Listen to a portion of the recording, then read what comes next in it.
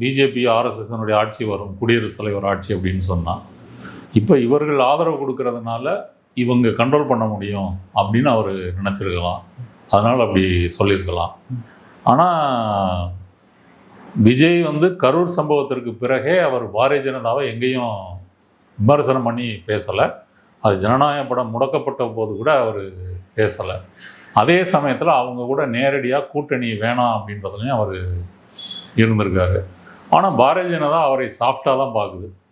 அவர் கேட்ட உடனே விசில் சன்னம் கிடைக்குது. ஆதவர்ஜுனா என்ன சொல்கிறாரு, தேர்தல் கமிஷன்லேயே அவருக்கு ரசிகர்கள் இருக்காங்க, கேட்ட உடனே விசில் சின்னம் கொடுத்துட்டாங்க அப்படின்னு சொன்னால் $Y+ செக்யூரிட்டி கொடுத்தாங்க, இப்போ Z+ கொடுத்துருக்காங்க.